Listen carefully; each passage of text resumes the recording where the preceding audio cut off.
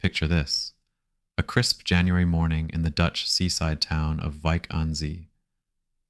The salty air from the North Sea mingles with the hum of excitement inside the tournament hall.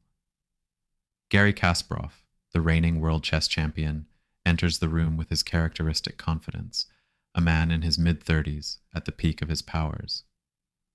Across the board sits Veselin Topalov, a fiery and ambitious 23-year-old from Bulgaria, known for his aggressive play and sharp tactical acumen. The two players, separated by a decade of experience, but united by their relentless drive to win, prepare to clash in what will become one of the most celebrated games in chess history. The stage is set for brilliance. Welcome to this narrated journey through one of the most iconic chess games in history, Kasparov versus Topalov, Wijk aan Zee, 1999. This game is celebrated for its tactical brilliance, creative sacrifices, and daring play. Let's begin by setting the stage. Garry Kasparov, the reigning world champion, faces Veselin Topalov, a rising star of the chess world. Their encounter produces a masterpiece that chess enthusiasts call Kasparov's Immortal game. Let's follow every move and uncover the genius behind them. Kasparov begins with the move pawn to e4. This is the most common opening move, immediately claiming space in the center and opening lines for the queen and bishop. Topalov responds with pawn to d6, choosing the Perk defense, a hypermodern system where black allows white to dominate the center initially, but plans to counterattack. Kasparov continues with pawn to d4, forming a strong pawn duo in the center. Topalov develops his knight to f6, attacking the e4 pawn and preparing for kingside development.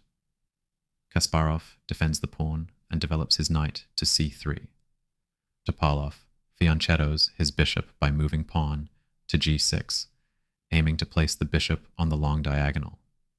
Now, Kasparov plays bishop to e3, solidifying his center and preparing to launch an aggressive queenside attack. Topalov follows by placing his bishop on g7.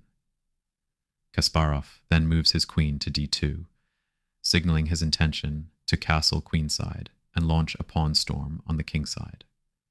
Topalov castles kingside, safeguarding his king, but also putting it directly in the line of Kasparov's looming attack.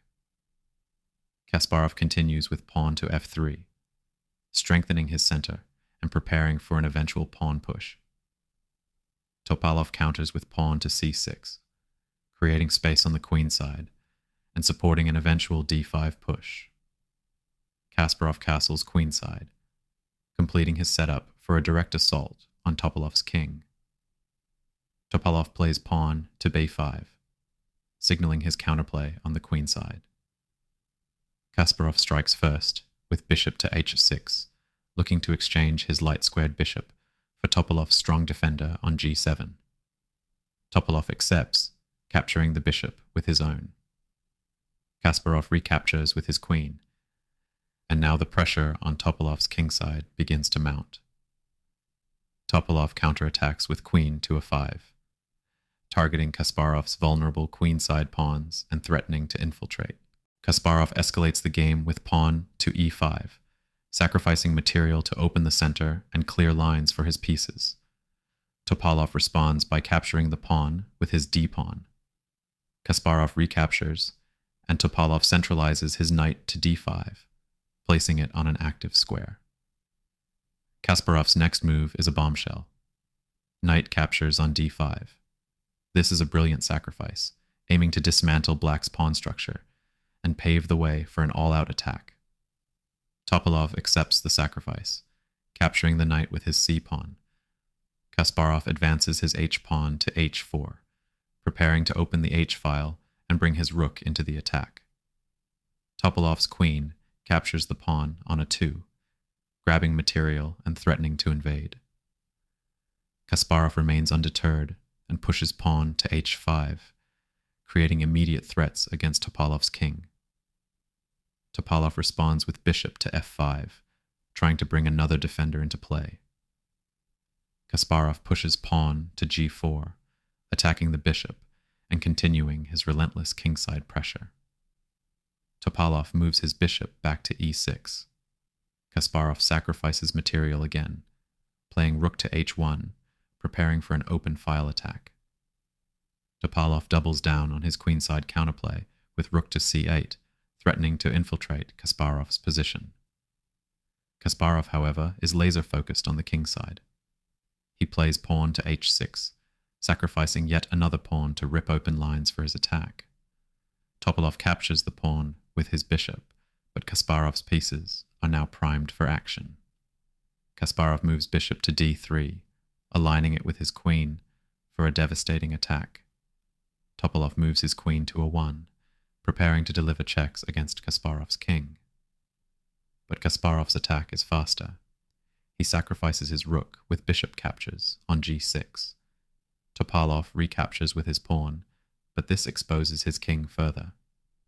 Now, Kasparov's queen swings into action. Queen captures on h7 delivers a check. Topalov moves his king to f8. Kasparov checks again with queen to h8. The king moves to f7, and now the rook joins the attack with rook to h7 check. Topalov's king is forced to move to e6. The end is near. Kasparov plays queen to f6, sacrificing his queen to clear the final path.